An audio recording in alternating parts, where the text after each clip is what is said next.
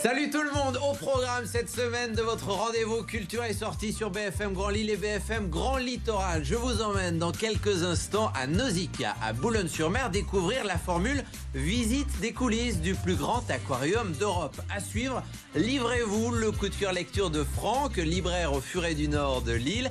La sortie ciné avec Pierre Ninet cette semaine. C'est parti pour vos petites sorties. Elle peut mesurer jusqu'à 8 mètres de long et peser jusqu'à 1,8 tonne. La raie manta est tout simplement la plus grande raie du monde.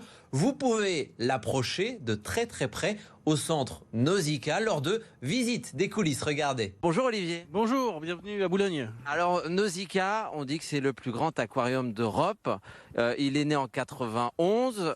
Avec un grand bassin qui a été rajouté en 2018. Oui, et entre deux, on a eu une autre extension en 98 et le plus grand bassin d'Europe, le bassin de 10 millions de litres, qui a été ajouté en 2018. On dit aquarium, est-ce que c'est pas un peu pour vulgariser la chose auprès des visiteurs? Mais en vrai, qu'est-ce qui se passe ici? À Nausicaa, c'est bien plus qu'un aquarium, c'est un centre de sciences, c'est un centre d'éducation à l'environnement. Alors l'environnement marin, bien entendu, puisqu'on est quand même sur la côte, sur le réchauffement climatique, sur les problématiques des hautes mers, des mammifères marins aussi, des oiseaux avec les manchots. Votre coin favori dans Nausicaa, c'est lequel? Alors moi, personnellement, il y a deux animaux emblématiques que j'aime beaucoup, c'est les méduses et les requins, les gros prédateurs. Il y en a que vous n'avez pas cité, c'est la raie manta. Oui, la raie manta, donc, qui est arrivée en 2018 pour le grand bassin. On va justement aller y faire un tour dans les coulisses, c'est parti. Salut Vincent. Bonjour. Tu es soigneur-plongeur ici à Nausicaa, en quoi ça consiste? Ça consiste à vraiment observer les animaux et s'occuper d'eux, les nourrir, mais également entretenir le bassin et les installations. C'est quoi cette alarme? Là, il y a juste des entraînements avec le pont roulant qui sert à acheminer les animaux lorsqu'ils sont arrivés par exemple. Il y a combien d'espèces?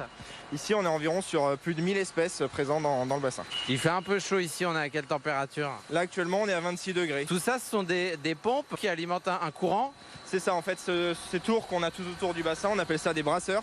Ils sont là uniquement pour que la température et l'oxygène soient homogènes dans le bassin. Bon, il y a quand même des bouées de sauvetage au cas où on tombe dans l'eau. On a dit soigneur-plongeur. Pourquoi plongeur? Il faut entretenir les bassins, les vitres, les aspirations des filtres également, mais aussi ça offre un point de vue inégalable sur les animaux. Et les lumières, c'est pour les visiteurs ou c'est aussi pour les animaux? Alors c'est pour les animaux avant tout, hein, il leur faut un cycle jour-nuit. C'est également aussi pour me permettre un maximum de vue des visiteurs. Qu'est-ce que tu es en train de faire là? Qu'est-ce que tu prépares? Je prépare la gamelle de la manta du coup. C'est quoi le menu? Parce que j'ai vu sur le petit papier croustillant de crevettes, etc. Ça c'est pas pour la raie, si? En partie en fait, une grande partie de sa ration est composée du coup de hachis de crevettes et également de krill et de petits poissons. Donc ce papier où c'est écrit dessert, etc. Tout ça c'est pour le... C'est inspiré de faits réels. Voilà.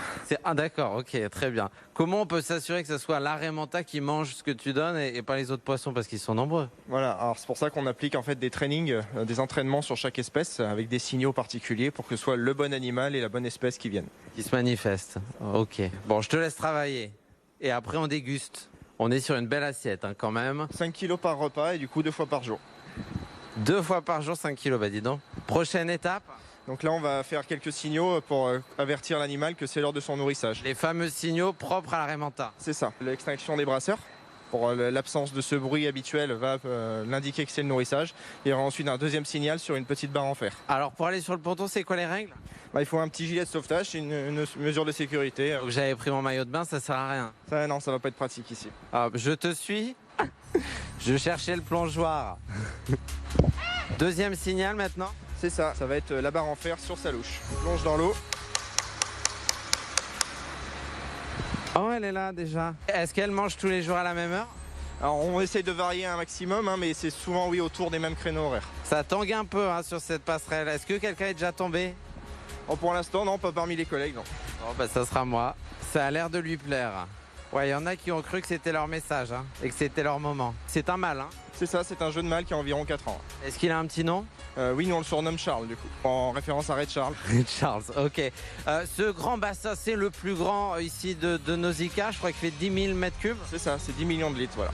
Et on a une façade de 100 mètres carrés où les visiteurs peuvent regarder ce qui s'y passe. Là, t'es observé. Une question toute simple, qu'est-ce qui te donne envie, toi, tous les matins, de te lever et de venir ici à Nausicaa? C'est d'avoir la chance de travailler avec des animaux extraordinaires, hein, des espèces aussi jamais vues parfois ailleurs, et de pouvoir participer à leur évolution et aux connaissances qu'on a sur elles. En temps normal, elle se nourrit comment, la raie manta? C'est un animal qui se nourrit de plancton, qui se nourrit en filtrant l'eau en fait. Il a une très bonne vue, il repère bien les masses de petits animaux planctoniques.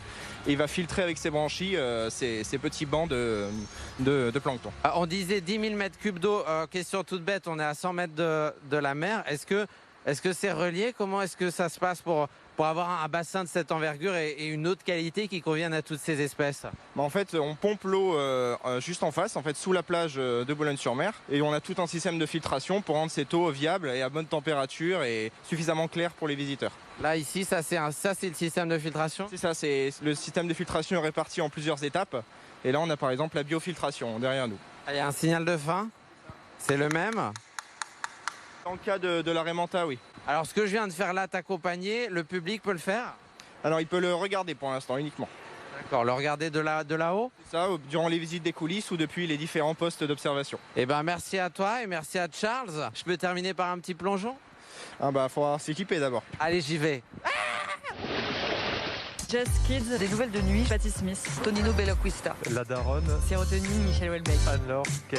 Livrez-vous, ce sont vos libraires qui piochent dans leur bibliothèque et vous conseillent. On retrouve Franck du Furet du Nord à Lille. Bonjour Franck. Bonjour Colas et bonjour à tous et à tous. Cette semaine, tu nous conseilles de nous plonger dans le ventre des hommes de Samira El Ayachi. C'est une auteure que je suis depuis quelques années, fidèle aussi à ses racines du Nord. En fait, son père est arrivé dans les années 70 du Maroc, désigné et trouvé par un recruteur français, et donc il va venir s'installer dans le bassin minier et devenir un des derniers. Les Marocains ont été les derniers mineurs des fosses du Nord. Et c'est ça, c'est cette profondeur-là, c'est cette intensité-là, cette difficulté de la vie. Et vous allez dire 2 générations, la génération du père et la génération de cet ascenseur social de cette fille. Cette fille, elle va devenir enseignante et c'est un peu son parcours et c'est le parcours de cette famille ancrée dans le Nord qui m'a beaucoup plu. La sortie ciné de la semaine à présent, c'est le film Boîte Noire de Yann Gozlan avec Pierre Ninet, Lou Delage, André Dussolier. Film projeté notamment ce dimanche à 14h au cinéma Les Stars de Boulogne-sur-Mer. Après le crash d'un vol Dubaï-Paris, Pierre Ninet, alias Mathieu Vasseur, est propulsé enquêteur en chef. Erreur humaine, problème technique, acte terroriste, tout repose sur son analyse, l'analyse minutieuse de la boîte noire. Il y a un problème avec la boîte noire. Elle a été falsifiée. Vous avez intérêt à avoir raison.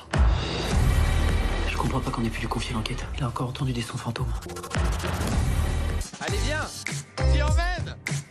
Voilà pour vos petites sorties, j'espère que ça vous a plu. Avant de se quitter, je voulais passer un message tout particulier aux musiciens que vous êtes peut-être professionnels ou tout simplement passionnés. Envoyez-nous à cette adresse vos vidéos de vos performances et je me ferai un plaisir de vous recontacter pour vous passer dans l'émission. Je vous dis à la semaine prochaine. D'ici là, on s'appelle évidemment et on se dit quoi ?